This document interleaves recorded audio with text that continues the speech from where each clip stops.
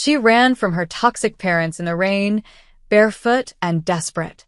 Saw a black car idling with the door unlocked and dove inside to hide.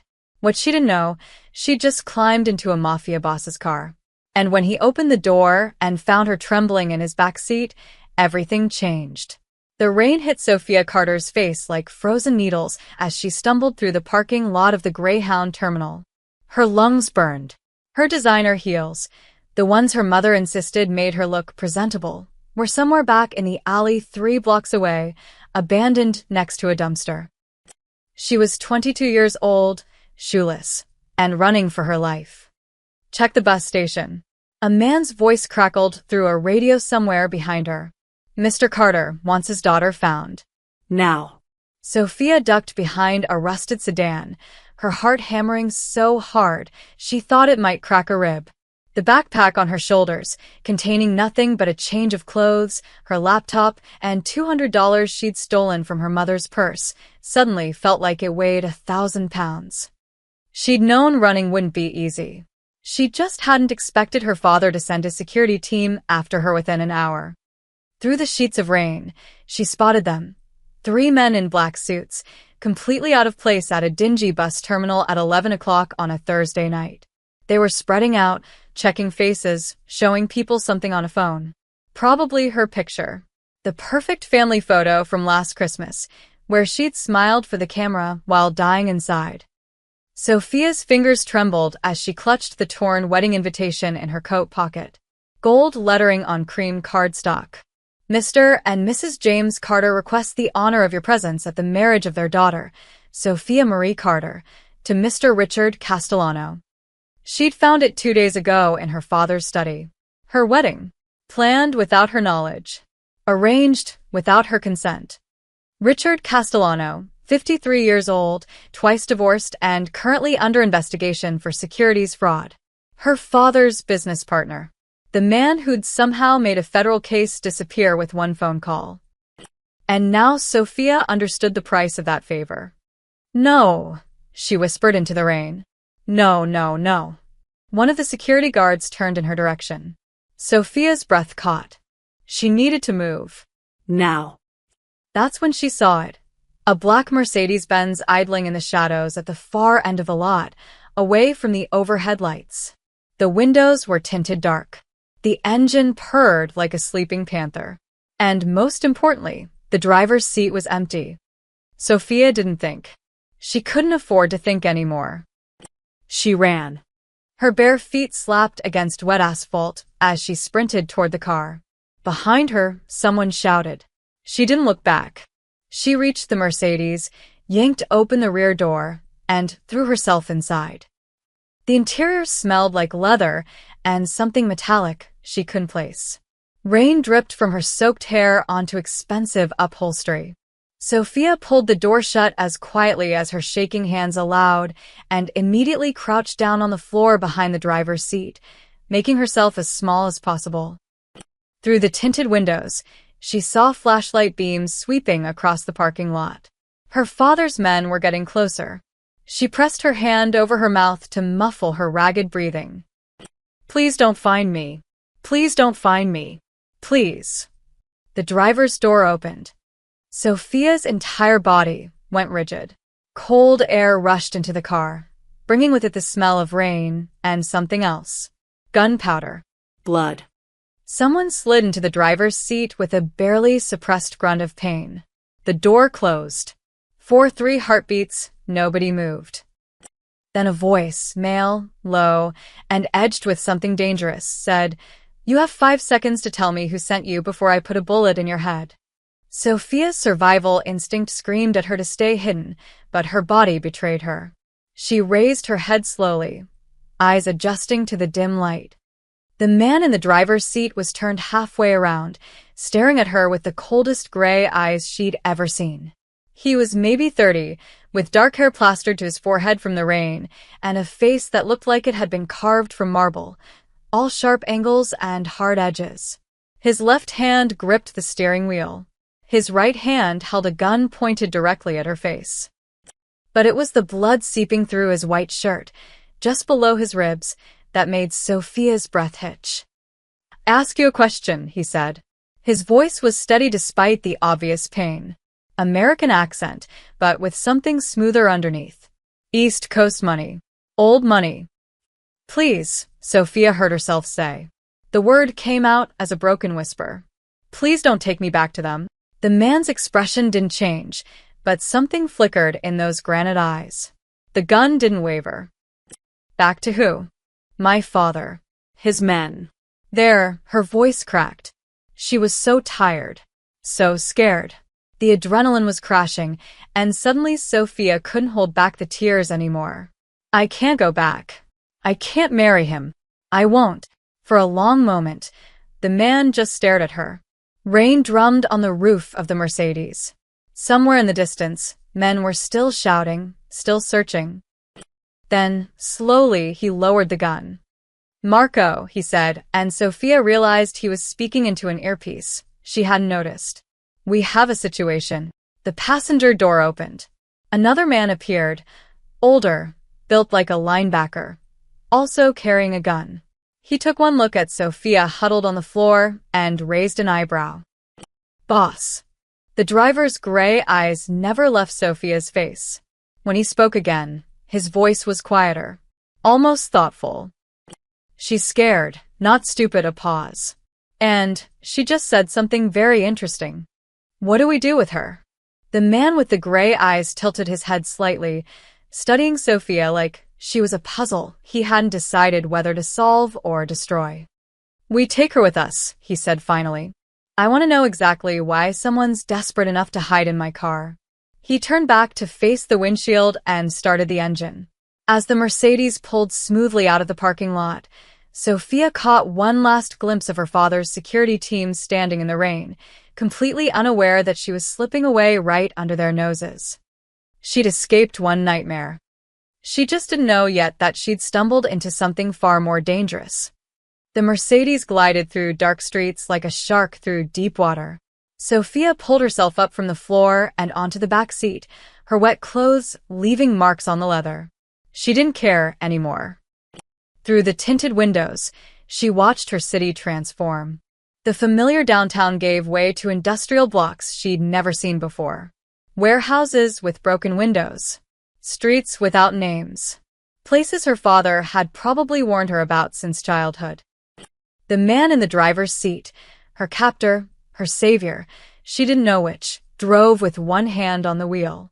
His other hand pressed against his wounded side. Every few seconds his jaw would tighten, the only sign he was in pain. You're bleeding, Sophia said quietly. I'm aware. You need a hospital. I need answers. His gray eyes found hers in the rearview mirror. Starting with your name? Sophia hesitated. But what was the point of lying now? Sophia Carter. The man beside him, Marco, stiffened. He pulled out his phone and started typing rapidly. Carter, the driver repeated. As in Carter Construction? The company building half of downtown. Her stomach dropped. You know my father? I know of him. Something cold entered his voice. Which makes this very interesting. The Mercedes turned down an alley so narrow Sophia could have touched both walls if she reached out the windows. They approached what looked like an abandoned warehouse, rusted doors, broken loading dock, graffiti covering every surface. Except the security camera hidden in the eaves. Sophia almost missed it. The garage door rolled up silently. They drove inside, and it closed behind them with a heavy clang that made Sophia's heart race. The interior was nothing like the exterior. Clean concrete floors, professional lighting, and at least 6 men, all armed, all turning to stare at the car. Boss is hurt, Marco said into his phone before they'd even parked. Get dock ready. The driver killed the engine and sat still for a moment, as if gathering strength. Then he opened his door and stepped out in one fluid motion that must have cost him. When he straightened to his full height, Sophia realized how tall he was. At least 6'2", broad shoulders under that blood-soaked shirt. Marco came around and opened Sophia's door. Out. Slowly. She climbed out on shaking legs. The warehouse felt like a tomb, cold and echoing. All 6 armed men had moved closer now, forming a loose circle. Their eyes held the flat, empty look of people who'd seen violence and felt nothing. One of them, younger than the others with a scar across his eyebrow, raised his weapon and pointed it at Sophia's chest. She could be wired Lorenzo, could be leading them right to us. Lorenzo. So that was his name. Lower it, Tony, Lorenzo said without raising his voice. But boss. I said lower it. This time there was steel underneath the quiet words. Tony hesitated, then dropped the gun to his side. But his eyes stayed hostile. Lorenzo turned to face Sophia fully for the first time since they'd left the bus station. Even wounded and soaked with rain and blood, he carried himself like a king surveying his kingdom. He studied her, really looked at her, and Sophia felt exposed in a way that had nothing to do with her wet clothes. She's scared, not stupid, Lorenzo said, speaking to his men but watching her. Scared people run towards safety, not into danger. Unless he stepped closer. Unless danger is exactly where they were sent. Sophia's throat went dry. I don't understand. Don't you? Lorenzo circled her slowly, like a detective examining evidence. James Carter's daughter shows up in my car the same night someone tries to kill me. What are the odds? Someone tried to. Sophia's mind raced. The blood. The gun. I didn't know. I swear I didn't know whose car it was. I just saw it idling and I needed to hide, and coincidentally chose the vehicle belonging to the one man in this city your father would most want dead. The words hit her like ice water. My father wants you dead. Lorenzo stopped circling. He was close enough now that she could see the rainwater still dripping from his hair, the exhaustion in his eyes beneath the suspicion. You really don't know who I am? No. And your father never mentioned the name Lorenzo Vitali? Sophia shook her head. The name meant nothing to her. Marco, who'd been searching something on his phone, looked up. Boss, she's telling the truth about running away. There's a missing person report filed an hour ago. Police are looking for her. Or, Tony interjected. That's exactly the cover story they'd use. Lorenzo held up a hand for silence. He studied Sophia's face for what felt like an eternity. She forced herself not to look away, even though every instinct screamed to run. There was nowhere to run to anyway. Tell me something, Lorenzo said finally. These men chasing you at the bus station.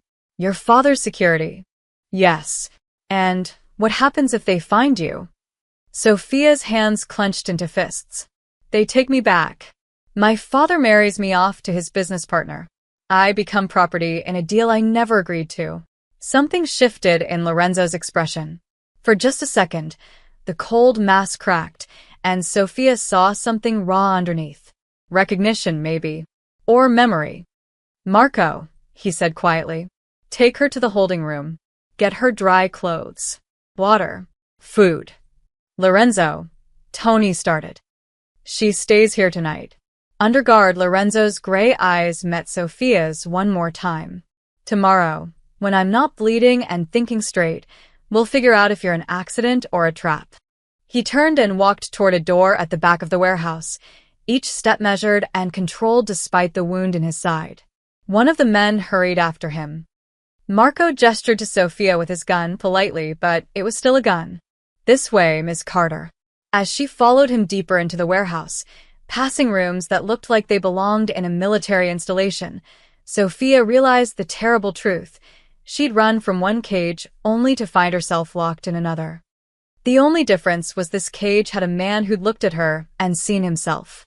The holding room was actually a small apartment, bedroom, bathroom, and a kitchenette that looked barely used.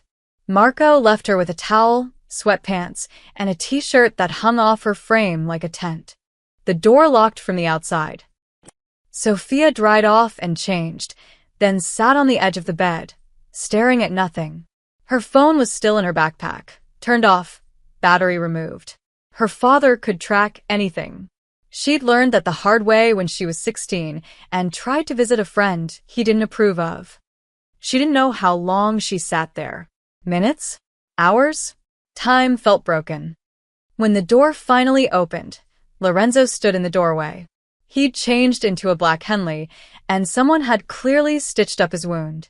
A white bandage peeked out from under his shirt. His face looked less pale, but exhaustion still shadowed his eyes. He carried 2 bottles of water and a bag that smelled like Chinese takeout. "You need to eat," he said, stepping inside. Marco appeared behind him, standing guard in the doorway but not entering. Sophia didn't move. "Are you going to kill me?"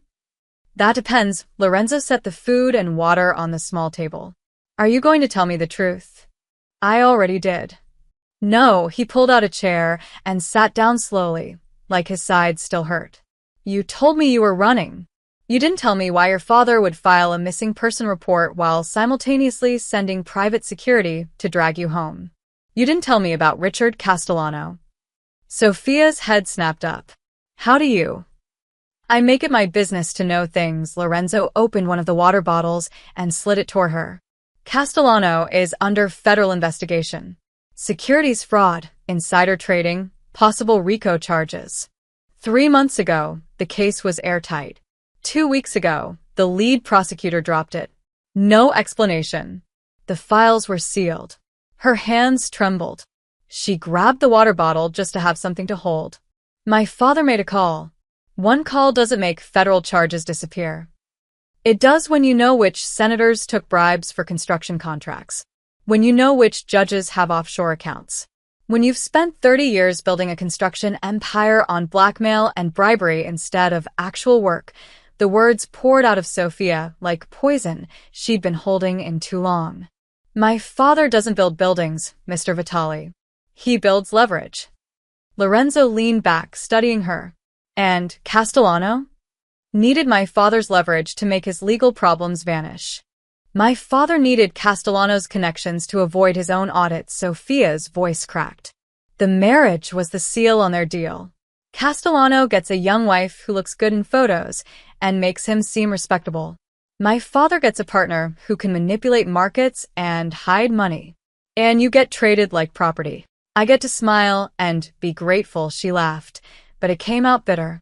"I found the invitation 2 days ago. Gold lettering. Spring wedding. They'd already booked the venue. I wasn't even going to be asked, just told when to show up."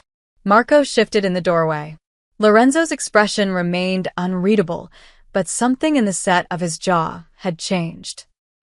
"Your father's construction company," Lorenzo said slowly. "Carter Construction. They're working on 3 major projects downtown right now. 5, actually. The 2 towers on Broad Street, the convention center, the hospital expansion, and the waterfront development." "Who's funding the waterfront project?" Sophia frowned. "I don't know. My father keeps the financial details private." "Why does?" "Morelli Holdings." The name meant nothing to her. Sophia shook her head. Lorenzo stood and walked to the small window, looking out at nothing. When he spoke again, his voice was quiet. "Dangerous. Don Morelli. He runs the docks, the unions, half the politicians in this city. For the past 5 years, he's been trying to legitimize his money through construction contracts. And your father has been his laundromat." Sophia's stomach dropped. "You're saying my father works for organized crime?" "I'm saying your father washes organized crime's money and calls it construction." Lorenzo turned to face her. "Which means when you ran away tonight, when you stumbled into my car," he paused. "You ran from the devil straight into his enemy." The room felt like it was tilting. "You and this Morelli? We have a history." The way Lorenzo said it made clear that history was written in blood. "He wants me dead. I want him in the ground. It's been a stalemate for 2 years because neither of us can make a move without starting a war that destroys half the city." Sophia stood up, backing away. "So what am I? A hostage? Leverage?" "You're an opportunity." Lorenzo moved closer, and Sophia saw something calculating enter his expression. "James Carter's daughter. Missing. Scared.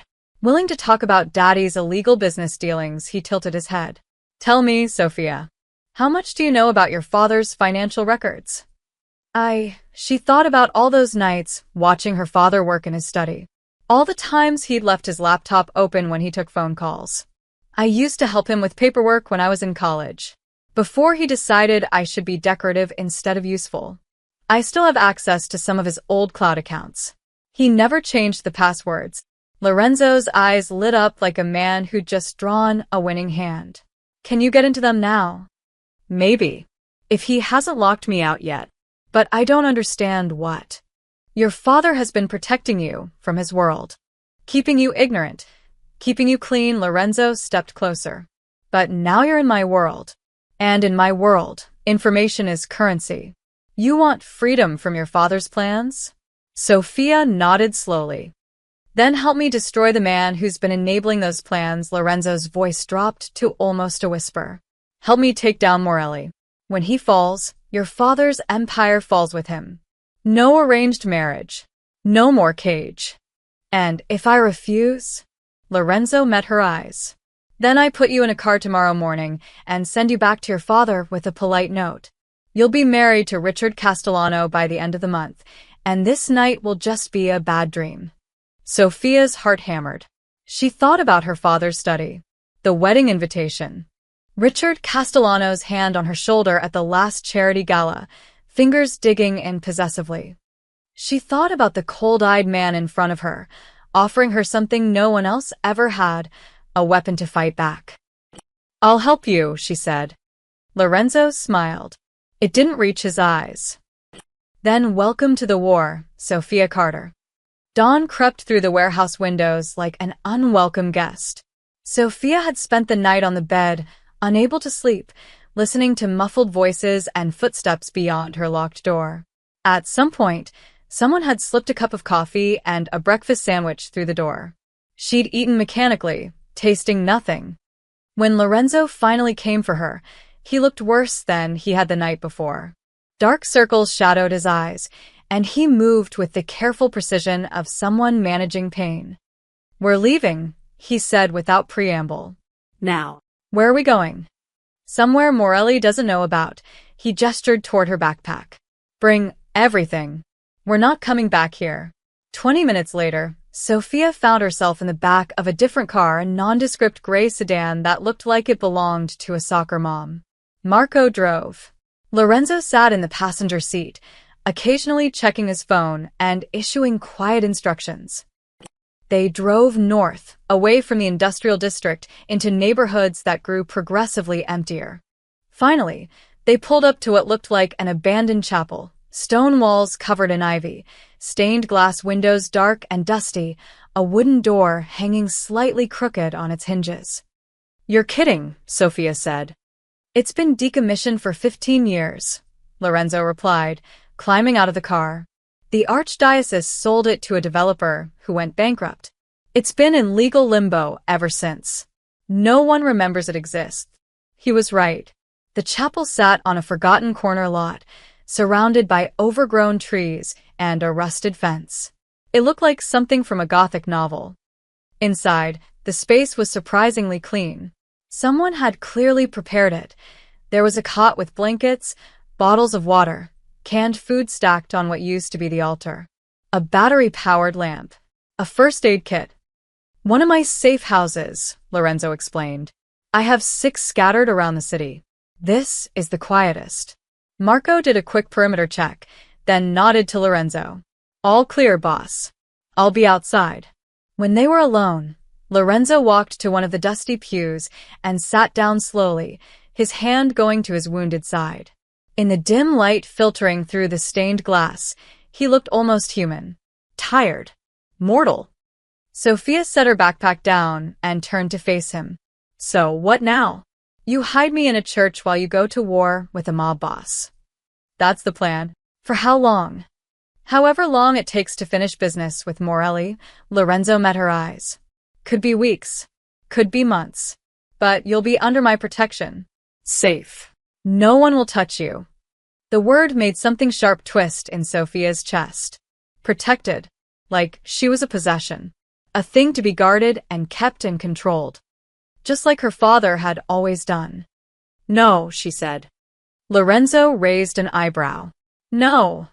I didn't run away from one cage just to lock myself in another. Sophia crossed her arms, feeling her spine straighten. I'm not some damsel who needs to be hidden away while the men handle business. Sophia. I have information you need. Access to my father's files. I know his schedule, his contacts, his security protocols. Her voice grew stronger. You want to take down Morelli? You'll need to take down my father too, and I'm the only person who can help you do that. Lorenzo studied her for a long moment. You understand what you're offering? This isn't corporate espionage. Morelli's people kill informants. Slowly. I understand that if I sit in this chapel and wait, I'm still that same scared girl hiding in the back of a car. Sophia stepped closer.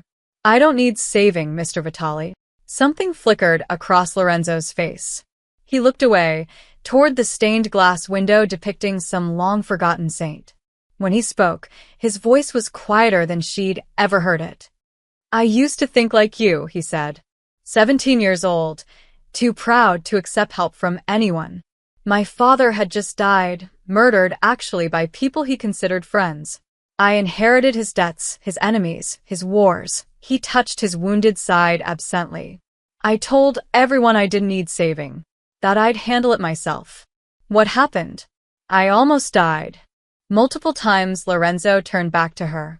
Then someone I barely knew, a man who owed my father nothing, pulled me out of a warehouse that was on fire. Took a bullet doing it. He told me something I never forgot. What? He said, pride is a luxury for people who aren't being hunted. Lorenzo stood, moving closer until they were just a few feet apart. Let me ask you something, Sophia. If you'd known whose car you were climbing into last night, if you'd known I was wounded and dangerous and everything your father taught you to fear, would you still have gotten in? Sophia thought about the rain, the fear, the desperation. Yes. Why? Because desperate people don't have the luxury of perfect choices. We take the options we're given and hope they don't destroy us. A ghost of a smile touched Lorenzo's lips. Neither did I. Until someone tried. The words hung in the air between them. Sophia realized she was seeing something she hadn't expected in this cold, dangerous man. Recognition. He understood what it felt like to be trapped, to be hunted, to run out of options. Here's what I'm offering, Lorenzo said. Not protection. Partnership. You help me access your father's records. I help you stay alive long enough to use them. When this is over, you walk away free. No debts, no obligations. And if we fail, then we probably both die. He held out his hand. But at least we'll die fighting instead of hiding. Sophia looked at his outstretched hand. She thought about everything she'd lost in the past 24 hours, her home, her family, her entire future. But standing in this abandoned chapel at dawn, facing down a man who should terrify her, but somehow didn't, she realized she'd also gained something. A choice. A real one. She took his hand. His grip was firm, warm, and completely steady despite the wound in his side. Partners, she said. Partners, Lorenzo agreed. Now, let's burn your father's empire to the ground. Outside, the sun continued rising over the city, indifferent to the war being declared in its forgotten corners. The news broke before they could even leave the chapel. Marco burst through the door, phone in hand, his expression grim. Boss, we have a problem. Lorenzo was on his feet instantly despite his injury. What is it? Turn on the news. Any channel. Marco pulled up a live stream on his phone. A perfectly coiffed reporter stood outside Sophia's family mansion, microphone in hand, face grave with manufactured concern. Devastating news for the Carter family this morning. Sophia Carter, 22-year-old daughter of prominent businessman James Carter, has been reported kidnapped. Police say she was last seen leaving the family home around 10 p.m. last night. Her father is offering a $50,000 reward for any information leading to her safe return. The camera cut to James Carter himself, standing on the mansion steps. Sophia felt her stomach turn. He looked perfect, the concerned father, silver hair slightly disheveled as if he'd been up all night with worry. His eyes were red-rimmed. Was he actually crying? My daughter is everything to me, he said, voice breaking in all the right places. Sophia, if you can hear this, baby, please come home. Whatever happened, whatever scared you, we can fix it. Just come home. That line, Sophia's hands clenched into fists. But the reporter wasn't finished. Police are investigating all leads, including unconfirmed reports that Ms. Carter was seen near a downtown bus terminal last night. Sources say her father's security team tracked her there before losing the trail. There are also rumors, and we stress these are unconfirmed, that organized crime may be involved. Lorenzo's jaw tightened. The scene switched to another reporter, this one outside police headquarters. While authorities have not named any suspects, sources within the department tell us they're looking into known associates of Lorenzo Vitali, the alleged crime boss who has eluded prosecution for over 5 years. Vitali was reportedly in the same area as Ms. Carter last night, though police stress this may be coincidental. Coincidental, Marco muttered. Right. Lorenzo grabbed the phone and ended the stream. His face had gone cold, calculating. How fast did this spread? It's on every news channel, local and national. Twitter's exploding with it. Hashtag Find Sophia Carter is already trending. Marco ran a hand through his hair. Your name is in half the tweets. Morelli, Lorenzo said quietly. He's pushing the narrative, connecting me to her disappearance publicly. If anything happens to her now. You're the first suspect, Sophia finished. She felt dizzy. My father's playing the worried parent while painting you as the villain. And Morelli's amplifying it because if I'm arrested for kidnapping, his biggest problem disappears into a federal prison. Lorenzo started pacing, thinking.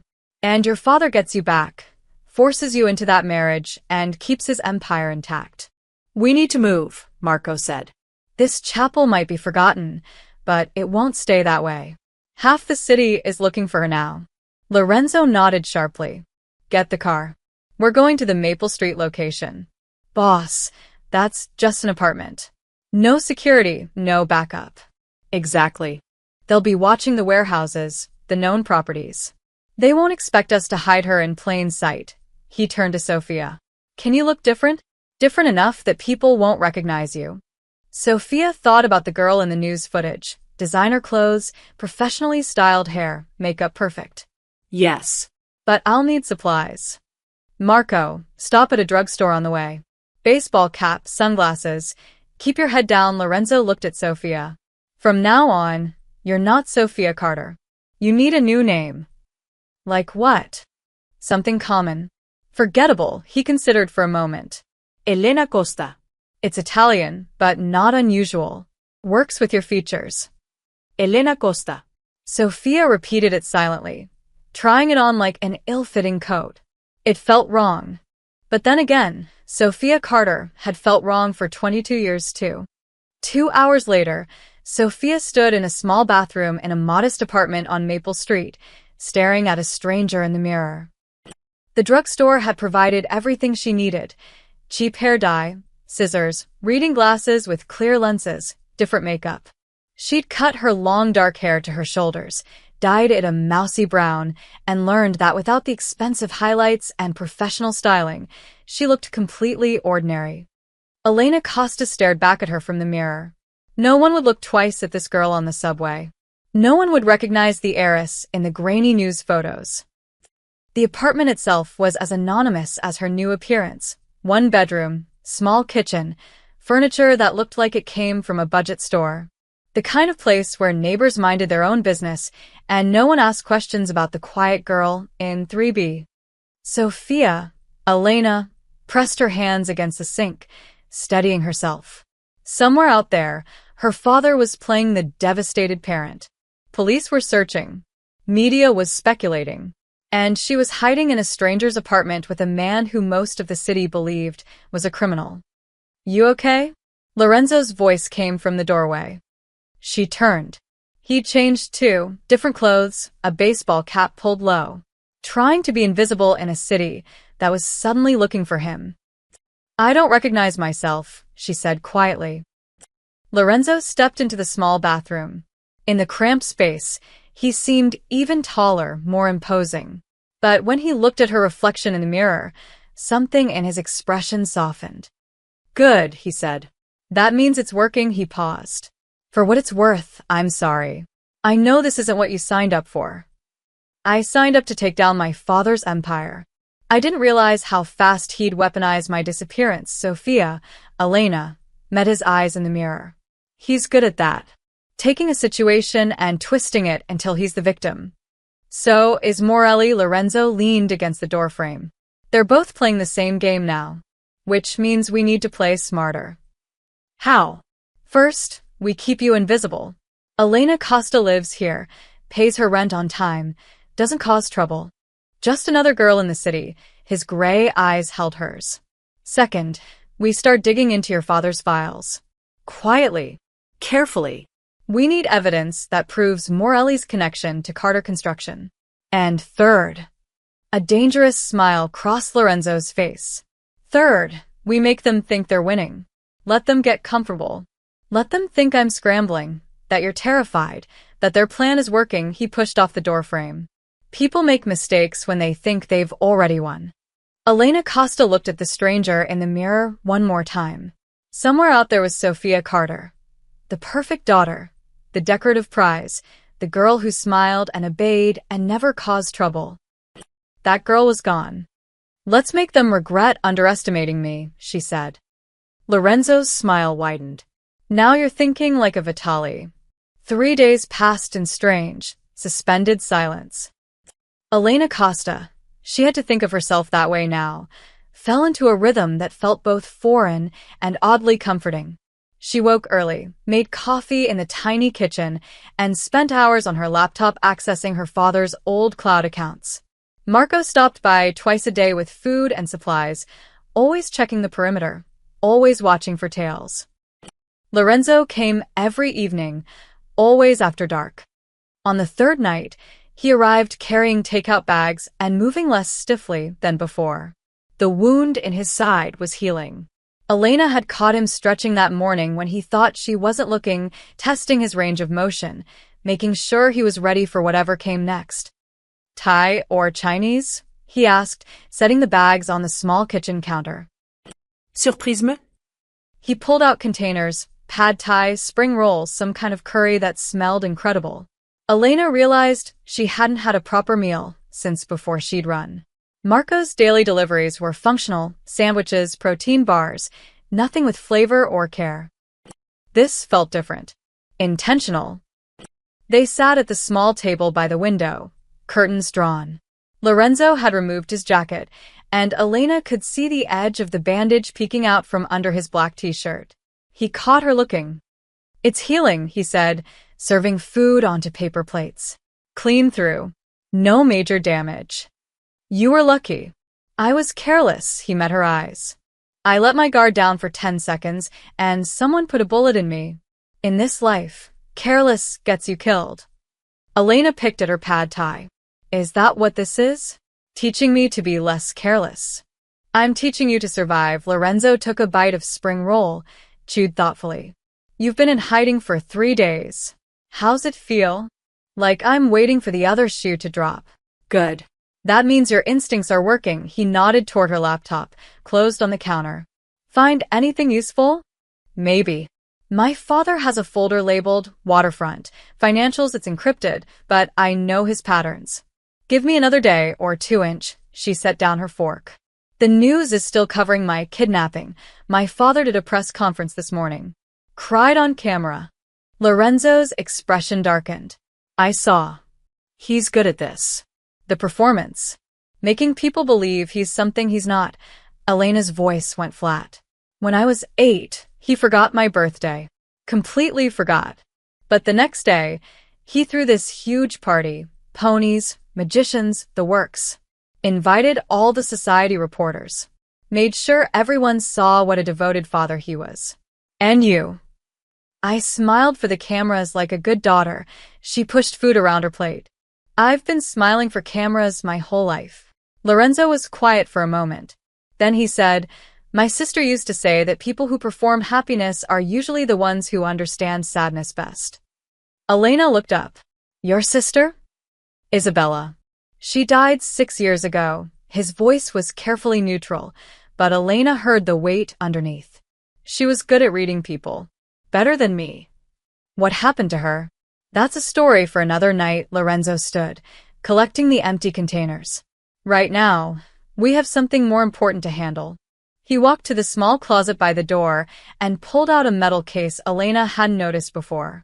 When he opened it on the table, she saw a handgun nestled in foam padding, compact, black, deadly. Her stomach tightened. What is that? A Glock 19. 9mm, 15-round magazine. Lorenzo lifted it with practiced ease, immediately checking the chamber. Standard issue for people who need to defend themselves and can't afford to miss. Lorenzo, I don't. Morelli's men are looking for you. So are your father's people. I can't be here 24/7. He set the gun down, looking at her seriously. If someone comes through that door when you're alone, you need to know how to fight back. Elena stared at the weapon. It looked smaller than guns in movies. More real. I've never even held a gun. Then, tonight, you learn. He spent the next 20 minutes teaching her the basics, how to hold it properly, how to check if it was loaded, where the safety was. His instructions were clear, patient, never condescending. When he finally placed the unloaded weapon in her hands, Elena was surprised by how heavy it felt. It's heavier than I expected, she said. Responsibility usually is. Lorenzo moved behind her, adjusting her grip. 2 hands. Firm, but not tense. Line up the sights, front post in the middle of the rear notch. Breathe out slowly when you squeeze the trigger, don't pull. Elena tried to focus on his instructions, but she was acutely aware of how close he was standing. How his voice had dropped to that teaching tone, patient and focused. How his hands steadied hers without taking control. Why are you doing this? She asked quietly. Teaching you to shoot. Trusting me with this, she looked down at the gun in her hands. I could point this at you right now. Lorenzo's hands fell away. He stepped around to face her, completely calm, completely unafraid. You could, he agreed, but you won't. How do you know? Because you trusted me with your life first. His gray eyes held hers. That night in the car, you were terrified. You had no idea who I was. But you begged me not to take you back to your father.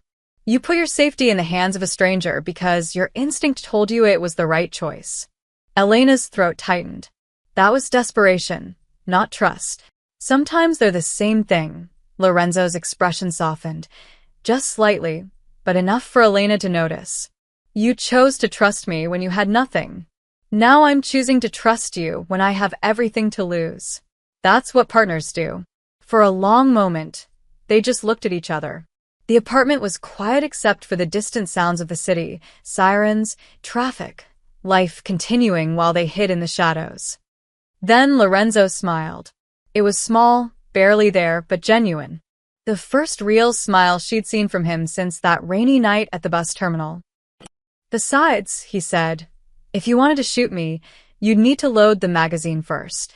Elena looked down at the empty gun in her hands and felt herself smile too, the first real smile she'd managed in days. Guess I need more lessons then. Guess you do. Outside, the city hummed. Inside, 2 people who'd been running their whole lives learned what it meant to stand still.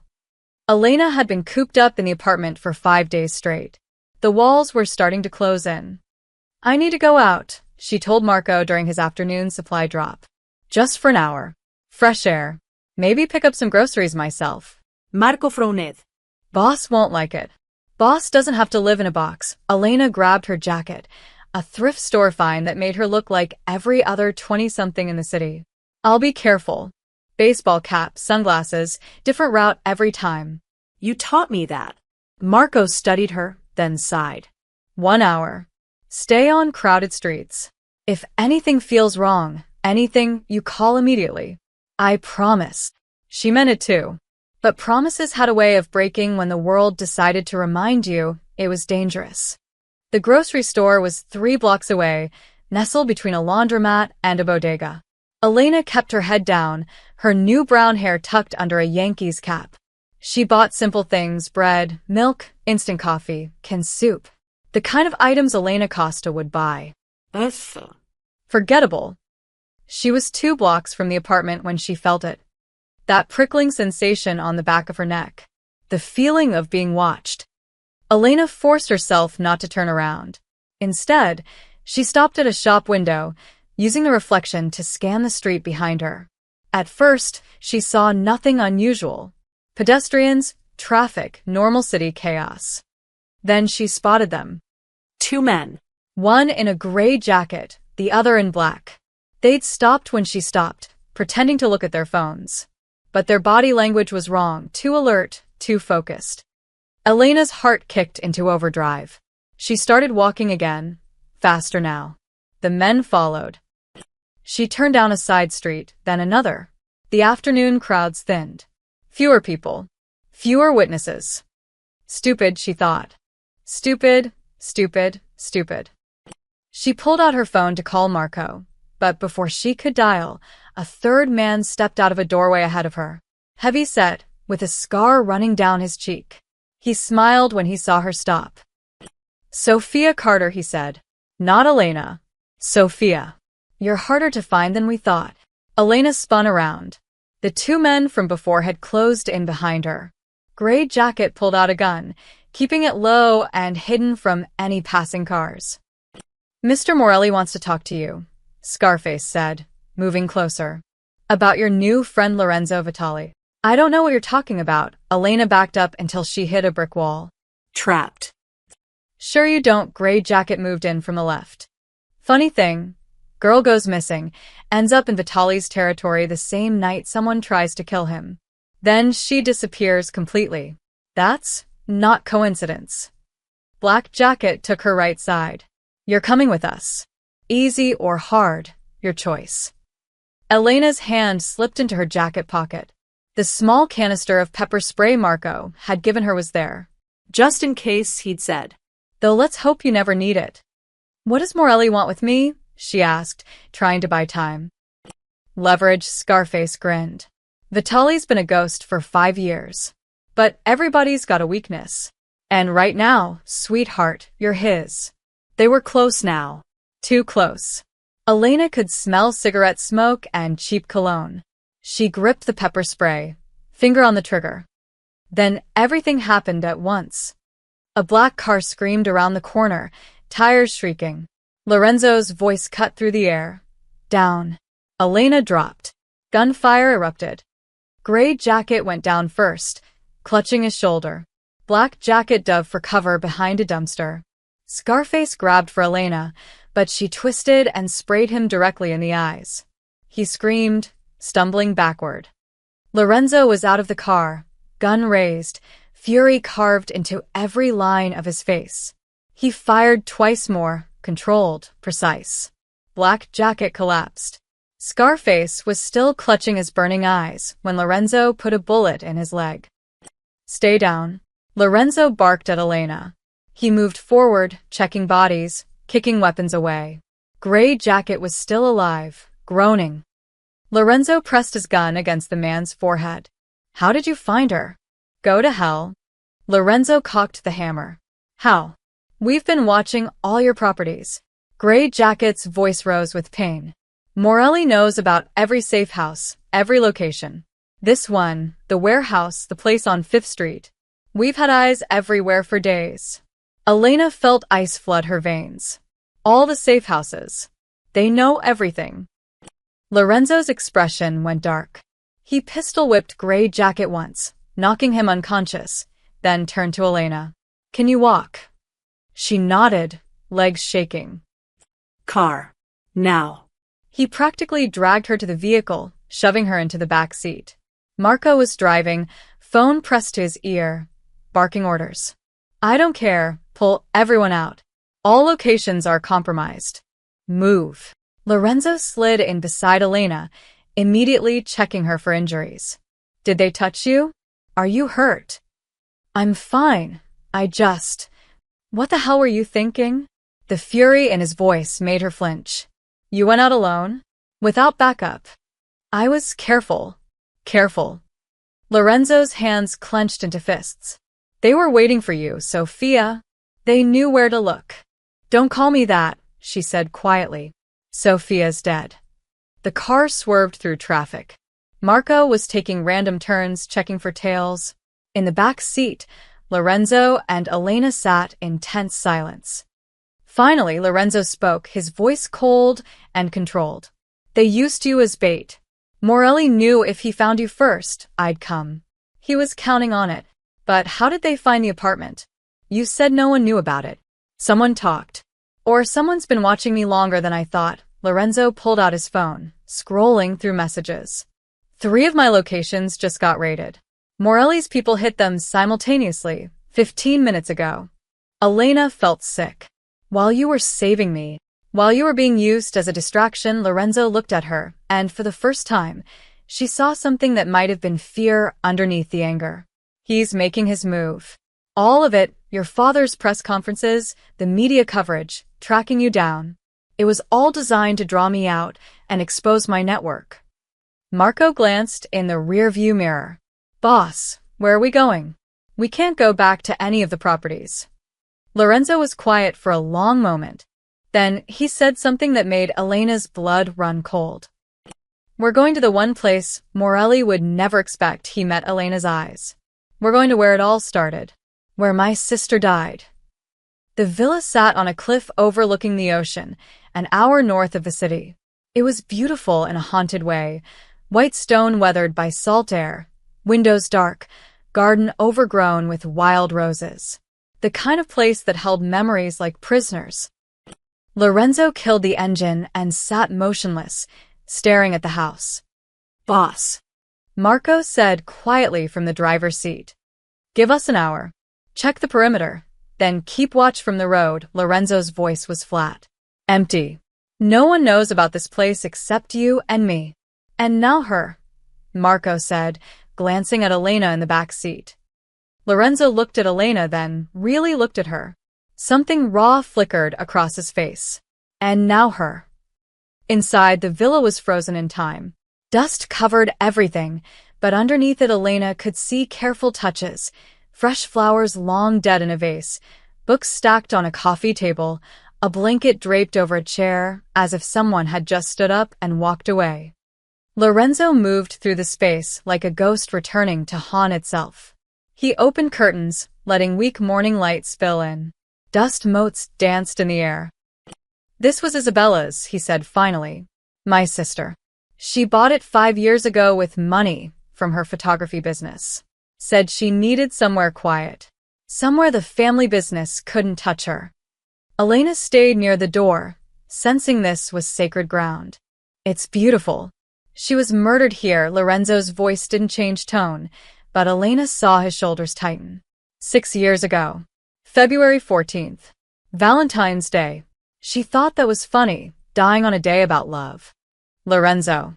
Don Morelli did it personally. Lorenzo turned to face her, and Elena saw something shattered in his eyes. She wasn't involved in the business. Never touched it. She was a photographer, for God's sake.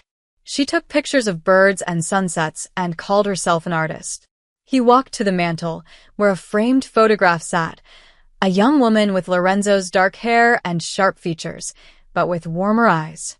She was laughing at something outside the frame. Morelli wanted to send a message. I'd refused to work with him, turned down his partnership offer.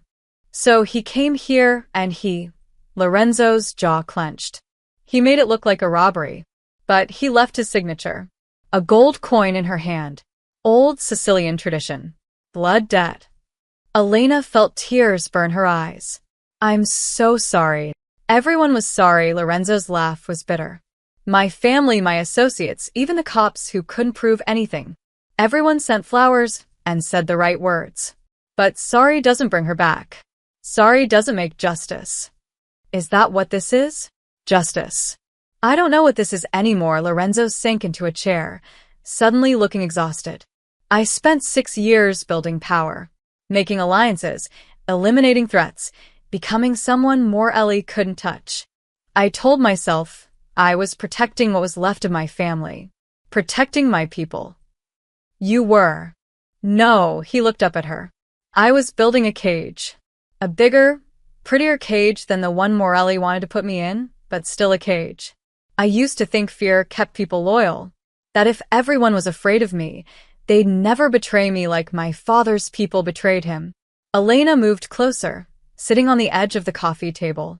And now I realize fear only keeps people silent. Lorenzo's voice dropped to almost a whisper. Isabella wasn't afraid of anything. She lived exactly how she wanted, loved who she wanted, said what she thought. She was free in a way I never was.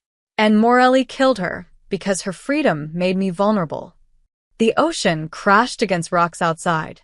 The villa felt like it was holding its breath. After she died, Lorenzo continued, I stopped letting people close. I stopped trusting anyone except Marco. I built walls so high that nothing could hurt me. He met Elena's eyes. And then you climbed into my car, terrified and desperate, and asked me not to take you back. You trusted a stranger with a gun because anything was better than the cage you were running from. I didn't have a choice. Neither did I. Not really. Lorenzo leaned forward, hands clasped. You remind me of her. Of Isabella. That same defiance. That refusal to be owned.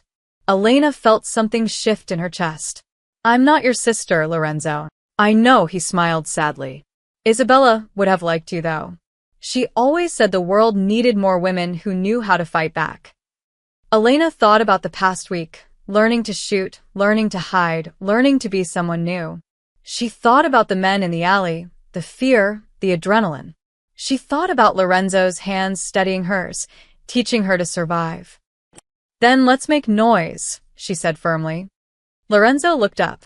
What? You said fear keeps people silent. So let's make noise. Elena stood, energy flowing through her. Morelli thinks he's won. My father thinks I'm helpless. They're both expecting us to hide, to run, to be afraid. No, listen, she paced, thinking out loud. They're playing a game where they control the narrative. Missing heiress, dangerous criminal, tragic story. But what if we change the story? What if we stop hiding and start fighting back? Lorenzo stood too, something like hope flickering in his expression. You're talking about going public. I'm talking about exposing everything. Your father's money laundering, Morelli's operations, the corruption. All of it. Elena's voice grew stronger. I can access my father's files. You have evidence on Morelli. We stop playing their game and start playing ours. For the first time since entering the villa, Lorenzo looked truly present. Alive. That's war. Once we start, there's no going back. Good, Elena smiled. I'm tired of looking back anyway. Lorenzo studied her for a long moment. Then he crossed the room and held out his hand, not for a handshake this time, but something deeper. A pact. Then let's give them a war they'll never forget. Elena took his hand. Through the window, the sun was rising over the ocean, turning the water gold. In that moment, standing in a dead woman's house with a man who'd been broken by grief, Elena felt something she hadn't felt in years. Purpose. By nightfall, they were back in the city. Not at any of Lorenzo's known locations, but in a rented office space above a 24-hour diner in a neighborhood where nobody asked questions. Marco had set it up within hours. Laptops, burner phones, and a direct line to Lorenzo's most trusted people. Elena sat at a desk, fingers flying across the keyboard. She'd been at it for 3 hours straight, coffee going cold beside her as she navigated through her father's encrypted files. How's it going? Lorenzo asked, setting down fresh coffee. I'm in. Elena's voice was tight with concentration. But he's gotten smarter. Changed some passwords, added extra security layers. It's taking longer than I thought. We have time. Do we? She glanced up. Morelli knows we're somewhere. Your safe houses are burned. How long before he finds us here? Lorenzo pulled up a chair beside her. Then work faster. She shot him a look, then turned back to the screen. There. That's the waterfront development folder. The one I mentioned before. Elena clicked through files, contracts, invoices, payment schedules. At first glance, everything looked legitimate. Carter Construction receiving payments for materials, labor, permits. Standard business. But Elena knew what to look for. Years of watching her father work had taught her his patterns. Here, she said, pulling up a spreadsheet. See these vendor payments? Suncoast Materials, Premier Steel Supply, Harbor Logistics. All legitimate-looking company names. But they're shells. Look at the payment amounts, always just under $10,000. That's the reporting threshold. Anything over $10,000 gets flagged by federal banking regulations. Her fingers danced across the keys, pulling up more files. And look at this. Suncoast Materials was registered 3 days before the first payment. No history, no previous contracts, no physical address except a P.O. box. Lorenzo leaned closer, studying the screen. How much? Elena pulled up a summary sheet. Over the past 18 months, approximately $14 million funneled through these shell companies. And look where the money goes after that. She pulled up bank transfer records. The money moved through several accounts, each transaction carefully structured, before finally landing in accounts registered to Morelli Holdings. That's it, Lorenzo said quietly. That's the smoking gun. Your father's been laundering Morelli's money through construction contracts. It gets better. Elena opened another file. These emails show my father knew exactly what he was doing. He's got correspondence with someone named MV. I'm guessing that's someone in Morelli's organization. They discuss payment schedules, project timelines, how to structure transactions to avoid federal oversight. Lorenzo pulled out his phone. I know a journalist. Independent. Spent 5 years trying to expose Morelli, but could never get concrete evidence. This is exactly what she needs. Will she protect her source? With her life, Lorenzo started typing. She'll want to verify everything before she publishes. But once this goes live, the FBI will have no choice but to investigate. Your father's empire crumbles. Morelli's connections get exposed. And I get my freedom, Elena finished. She hit a few more keys, packaging all the files into an encrypted folder. Send her this. Everything. Emails, bank records, shell company registrations. It's all here. Lorenzo forwarded the package, then made a quick call. Elena couldn't hear what he said, but his tone was urgent, intense. When he hung up, he looked at her with something close to admiration. She's got it. She says she can have a story ready in 6 hours. She'll publish online first, then send everything to federal prosecutors. Elena felt something loosen in her chest. It's really happening. Not yet, Lorenzo stood, pacing. Publishing the evidence is step 1. But Morelli won't go down without a fight. Once that story breaks, he'll know we're responsible. He'll come for us with everything he has. So what do we do? Lorenzo's expression hardened. We don't wait for him to find us. We draw him out. Tonight. He pulled out his phone again, making another call. This time Elena heard his side of the conversation. It's Vitali. I've got information Morelli wants. Details on shipments coming through the port next week. High-value merchandise, a pause. Tell him I'm willing to deal. Neutral ground. The abandoned dock on Pier 17, midnight. Just him and me. He hung up and looked at Elena. Morelli's wanted access to those shipping routes for years. He won't be able to resist the bait. You're setting a trap. We're setting a trap. Lorenzo checked his weapon, then handed Elena the Glock she'd been training with. The journalist publishes a story at midnight, right when Morelli thinks he's meeting me to negotiate. The FBI will be monitoring every communication channel once that story breaks. If Morelli shows up at the docks, he walks right into federal custody. Elena checked her own weapon, hands steadier now than they'd been a week ago. But he won't come alone. Neither will I. Lorenzo looked at her seriously. Marco's already positioning our people around the perimeter.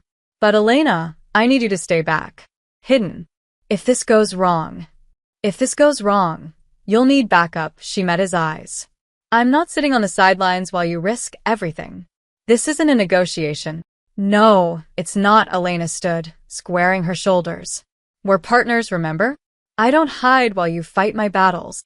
Lorenzo studied her for a long moment. Then, surprisingly, he smiled, a real smile that transformed his entire face. Isabella would have definitely liked you. He held out his hand. Elena took it, feeling the calluses, the strength, the trust. We end this tonight, Lorenzo said quietly. Your freedom, my peace. Our war, Elena added. Outside, the city glittered with lights. Somewhere out there, Don Morelli was receiving a message he'd been waiting years to get. Somewhere, a journalist was preparing to destroy an empire with words and evidence. And somewhere between fear and freedom, two people who'd been running their whole lives prepared to make their final stand. The clock ticked toward midnight. Pier 17 at 11:30 p.m. looked like the end of the world. Rusted shipping containers stacked like metal tombstones. Broken cranes reaching toward a moonless sky. Water lapping against rotted wood pilings, the sound hollow and wrong. Elena crouched behind a container 50 yards from the meeting point, radio earpiece in, Glock in her hand. From here, she could see Lorenzo standing under a single flickering streetlight, alone and exposed. Marco and 4 other men were positioned around the perimeter, invisible in the shadows. "Com check," Marco's voice crackled in her ear. "Copy," Elena whispered. Her heart hammered so hard she could feel it in her throat. "Elena, remember." Lorenzo's voice came through, calm and steady. "You're our eyes. You see anything wrong, you call it. Don't try to be a hero." "Same to you," she replied. At 11:45, headlights cut through the darkness. 3 black SUVs rolled onto the pier, moving slowly, deliberately. They stopped 30 feet from Lorenzo, engines idling. Elena's fingers tightened on her weapon. The doors opened. Men poured out 8, 10, 12. All armed, all moving with military precision. "That's more than we expected," Marco muttered over the radio. Then the final door opened, and Don Morelli stepped out. Even from a distance, Elena could see why people feared him. He was shorter than she'd imagined, maybe 60 years old, but he moved with absolute confidence. Silver hair, expensive suit, a face that looked like it had been carved from stone and cruelty. "Vitali," Morelli's voice carried across the dock. "You've been difficult to reach. I've been busy staying alive." Lorenzo's hands stayed visible, empty. "You wanted the port access. I'm offering it. Let's talk terms." Morelli laughed. "Terms? You think you're in a position to negotiate?" He snapped his fingers. More men appeared from the containers behind Lorenzo, 4 of them, cutting off his retreat. Elena's stomach dropped. They'd been waiting. Hiding. "It's a trap," she hissed into the radio. "Hold positions," Marco commanded. "Wait for my signal." "I'm not here to negotiate, Lorenzo." Morelli stepped closer. "I'm here to collect a debt. 6 years I've waited. 6 years since you refused my partnership, since you made yourself untouchable. But everyone becomes touchable eventually. Like Isabella?" Lorenzo's voice went cold. "Your sister was a message you refused to read." Morelli pulled out a gold coin, flipping it in his hand. "So I sent another message. The Carter girl. You got attached, Lorenzo. That was your mistake." Elena's blood ran cold. He knew. He'd always known. "Where is she?" Morelli asked. "Bring her out, and maybe I'll kill you quickly." Lorenzo didn't move. "She's gone. Safe. Somewhere you'll never find her." "Lying doesn't suit you." Morelli gestured, and 2 of his men grabbed Lorenzo's arms, forcing him to his knees. "Last chance. Where's the girl?" That's when Elena saw them. Red dots. Laser sights. Moving across Lorenzo's chest from 3 different directions. "Snipers," she screamed into the radio. "Containers, north side, 3 shooters." Everything exploded at once. Marco's men opened fire. Morelli's people returned it. Gunfire erupted across the pier, muzzle flashes like lightning, bullets sparking off metal. Lorenzo twisted, breaking free from his captors. 1 went down. The other stumbled back as Lorenzo produced a gun from his ankle holster. Elena ran, keeping low, moving toward a better angle. She saw one of the snipers readjust his aim, the red tracking Lorenzo as he dove behind a crate. She didn't think, just raised her Glock and fired. The first shot went wide. The second hit the container beside the sniper. The third caught him in the shoulder, and he dropped his rifle with a scream. Elena, fall back. Lorenzo's voice was sharp with fear. But she couldn't. Two of Morelli's men were flanking Marco's position. She fired twice more, forcing them into cover. Then someone grabbed her from behind. Elena spun, training kicking in. She slammed her elbow back, heard a grunt, twisted and fired point-blank into her attacker's leg. He went down howling. I've got 3 on me. Marcos shouted. Southwest corner. A burst of automatic gunfire cut him off. Elena's heart stopped. Then Marco's voice came back, breathless but alive. I'm good. They're not. Lorenzo was moving now, pressing forward toward Morelli. But one of the snipers had relocated, and Elena saw the red settle on Lorenzo's back. Lorenzo down. He dropped. The bullet meant for his spine hit the container behind him instead. Elena fired at the sniper, once, twice. He ducked back, losing his angle. Then Lorenzo was up and running. He tackled Morelli, both men crashing to the ground. The fight was vicious, desperate. Morelli got his hands on Lorenzo's wounded side, pressing hard. Lorenzo gasped, his face going white, but he didn't stop. His fist connected with Morelli's jaw. Once. Twice. Elena ran toward them, but someone stepped into her path, one of Morelli's men, huge and scarred. He raised his weapon. She was faster. 3 shots, center mass. He went down. That's when the siren started. Police. Federal agents. The entire dock suddenly flooded with red and blue lights. The journalist's story had broken exactly at midnight, and every law enforcement agency in the city was moving. FBI. Drop your weapons. Morelli's men scattered, some shooting, some running. Lorenzo stumbled back from Morelli, breathing hard, blood seeping through his shirt. Morelli tried to run. Elena stepped in front of him, gun raised, hand steady. It's over, she said. Morelli's hand moved toward his jacket. Lorenzo's shot caught him in the shoulder, spinning him around. Federal agents swarmed in, tackling Morelli to the ground, cuffing him even as he screamed curses and threats. Lorenzo swayed. Elena caught him before he fell. I'm okay, he gasped. Just the old wound reopened. You got shot again, didn't you? Maybe. Little bit, he smiled through the pain. But you saved me. That sniper would have. We saved each other. Elena supported his weight as Marco rushed over. That's what partners do. Around them, federal agents were rounding up Morelli's people.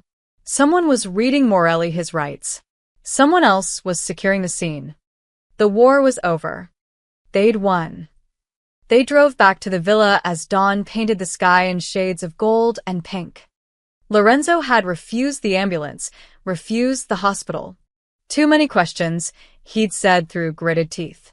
Instead, Marco had patched him up in the car, the old wound torn open, plus a new graze across his ribs where a bullet had come too close. By the time they reached Isabella's villa, Lorenzo's face was gray with blood loss and exhaustion. Elena and Marco half-carried him inside, laying him on the couch. The medical supplies Marco had stashed here months ago were still fresh. Elena's hands shook as she helped clean the wounds, watching Lorenzo's jaw clench with every touch. You should be in a hospital, she said for the 10th time. I'll live, his voice was weak, but steady. Eve survived verse. Marco stepped back, surveying his work. You need rest, boss. Real rest. No moving for at least 48 hours. Can't. Too much to do. Lorenzo, Elena started. The journalist's story is everywhere, Marco interrupted, checking his phone. Every major outlet picked it up. FBI has raided 3 of Morelli's properties. Your father's offices are swarming with federal agents. They're both done. Elena felt a strange emptiness at the news. She should feel triumphant, vindicated, free. Instead, she just felt tired. What about me? She asked quietly. The kidnapping story. The missing person reports. Marco and Lorenzo exchanged a look. I took care of it, Lorenzo said. Called in a favor with a federal prosecutor I know. Explain that you were fleeing an arranged marriage, that you left voluntarily. With your father's empire collapsing and his credibility destroyed, no one's going to press charges. So, I can go home. There is no home. Lorenzo's gray eyes met hers. Your family's assets are frozen. The mansion will probably be seized. Your father's looking at 20 years minimum. You're free, Elena. Completely free. The words should have felt like liberation. Instead, they felt like falling. I'll give you two some privacy, Marco said, heading for the door. I'll be outside if you need anything. When they were alone, the villa felt too quiet. Ocean waves crashed against cliffs. Dawn light spilled across dusty floors. Elena sat in the chair across from Lorenzo, suddenly unable to look at him. What happens now? Now. Lorenzo laughed, but it turned into a wince. Now I disappear. Her head snapped up. What? Morelli's in custody, but his organization isn't gone. He's got lieutenants, soldiers, people who'll want revenge. Lorenzo shifted, trying to sit up straighter. The FBI will want me to testify eventually. That makes me a target for everyone. Morelli's people, corrupt cops, anyone who benefited from the old system. So you run. So I disappear. New identity, new city, new life. His expression was carefully neutral. It's already arranged. Marco's got everything ready. By tomorrow night, Lorenzo Vitali will be a ghost. Elena felt something crack inside her chest. Just like that. Just like that. And me? Her voice came out smaller than she intended. What about me? Lorenzo looked at her then, really looked at her, and Elena saw everything he wasn't saying written in those gray eyes. If I stay, he said quietly, they'll come for you next. They'll use you to get to me, hurt you to hurt me. I've already lost one person. He stopped, jaw tight. I won't lose another. I'm not Isabella. No. You're not. Lorenzo reached into his jacket, wincing at the movement, and pulled out an envelope. But you're still someone I care about. Someone who deserves more than being collateral damage in my war. He handed her the envelope. Inside, Elena found a passport, her face but a different name. Claire Bennett, 23 years old, born in Portland. There was also a deed. A property deed to a small cafe in a coastal town 3 hours north. Fully paid. Her name, Claire Bennett's name, on the title. What is this? Elena whispered. Your second chance. Lorenzo's voice was rough. The cafe's been closed for a year, but it's structurally sound. Needs work, but nothing you can't handle. Small town, quiet, safe. A place where no one knows Sophia Carter or Lorenzo Vitali. Where you can decide what a free life actually looks like. Tears burned Elena's eyes. You're giving me a cafe? I'm giving you a choice. You can go anywhere, be anyone.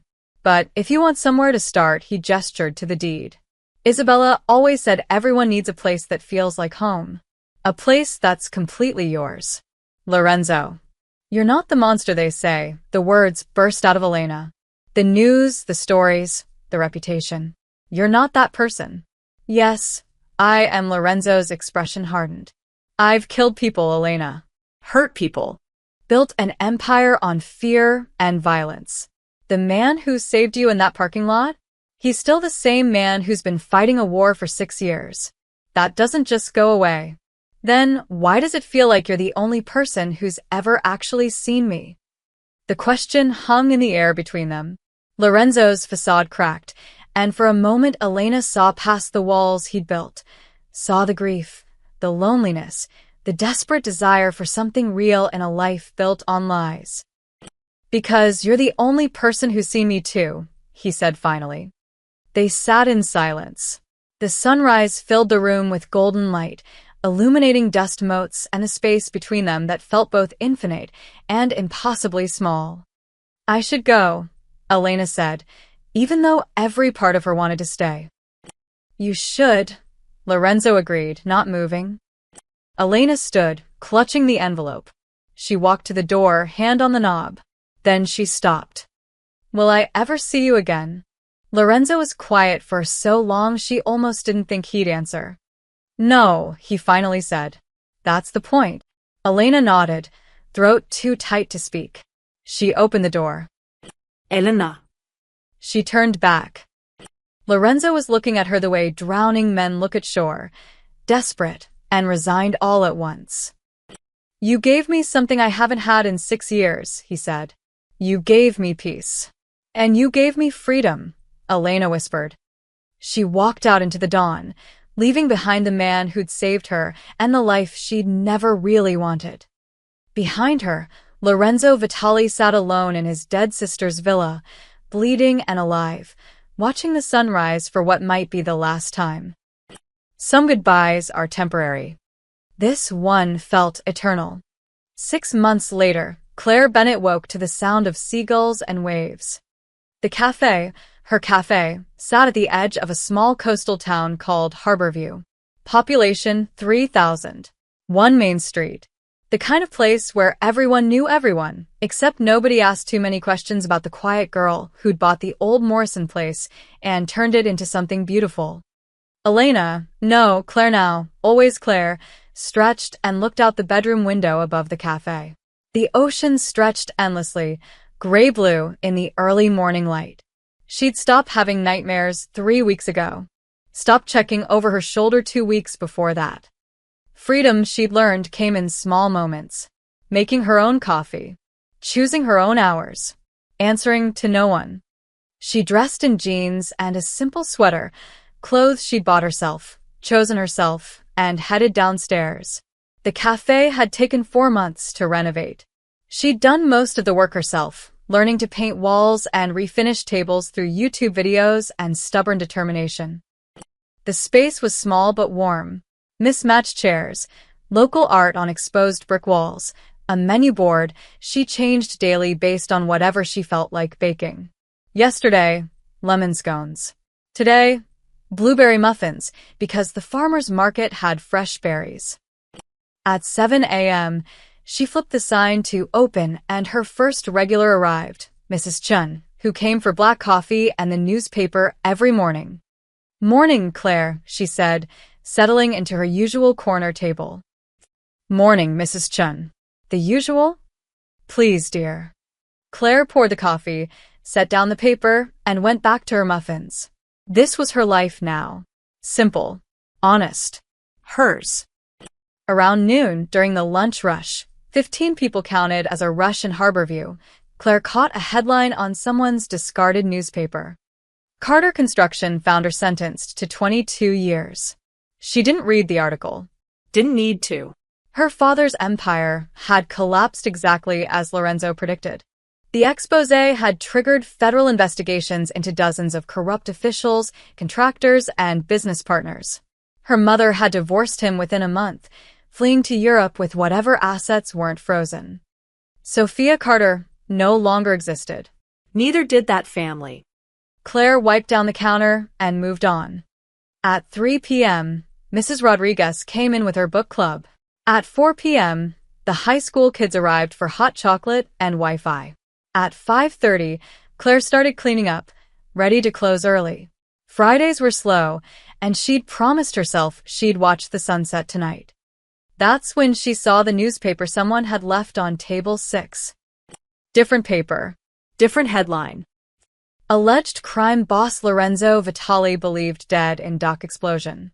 Claire's hands froze on the coffee pot. She grabbed the paper, reading frantically. An explosion at Pier 17, 3 weeks ago. Federal investigation. No body recovered, but witnesses reported seeing Vitali's car engulfed in flames. Authorities presumed dead. Case officially closed. The coffee pot slipped from her fingers, shattering on the floor. Claire stood among broken ceramic and spilled coffee, staring at words that rearranged her entire world. Dead. Lorenzo was dead. Except 3 weeks ago. Why was she only seeing this now? And something about the article felt wrong. Too convenient. Too clean. She cleaned up the mess with shaking hands, locked the cafe door, and flipped the sign to closed outside. The sun was setting, painting the sky in shades of orange and purple. Claire stepped onto the sidewalk, breathing in salt air, trying to process what she'd read. That's when she saw it. A black car, idling across the street, engine purring softly. No driver visible. No license plate she could read from this distance. Claire's heart stopped. She walked toward it slowly, as if in a dream. The car was empty, completely empty. But on the windshield, tucked under the wiper, was a piece of paper. With trembling fingers, she pulled it free. The handwriting was familiar. Strong, precise, unmistakably his. You gave me peace. I gave you freedom. Don't look back. Claire pressed the note to her chest, tears streaming down her face. She looked up and down the empty street. No one.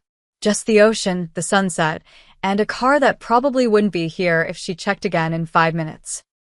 He was alive. Lorenzo was alive. And he'd kept his promise. He disappeared so completely that even death couldn't find him. He'd given her freedom, real freedom, the kind that came without strings or debts or obligations. She read the note again. Don't look back. Claire stood on that street corner as the sun sank into the ocean, holding a message from a ghost. Around her, Harbor View carried on. Tourists heading to dinner, locals walking dogs, the world spinning like it always had. But Claire Bennett wasn't spinning.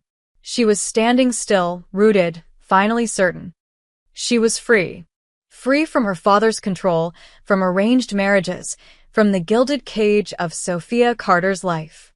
Free from fear, from running from silence. Lorenzo Vitali had given her that. And in return, she'd given him peace, the knowledge that someone he cared about had escaped the war intact. Claire folded the note carefully and tucked it in her pocket. She looked at the black car one last time, really looked, memorizing it, then deliberately turned away. She walked back to her cafe, her home, her life. Behind her, she heard an engine start, tires on pavement, the sound fading into the distance. She didn't look back. Inside, Claire locked the door and climbed the stairs to her apartment. Tomorrow, she'd open the cafe again. She'd make cinnamon rolls and chat with Mrs. Chun and live the quiet, ordinary life she'd fought so hard to claim. But tonight, she stood at her window watching the ocean, one hand pressed against the glass, and whispered into the darkness. Thank you. The waves crashed against the shore. The stars came out one by one. And somewhere in the world, a man who'd learned that peace was worth more than power drove toward his own second chance. 2 people who'd saved each other. 2 lives rebuilt from ashes. Finally, completely, beautifully free.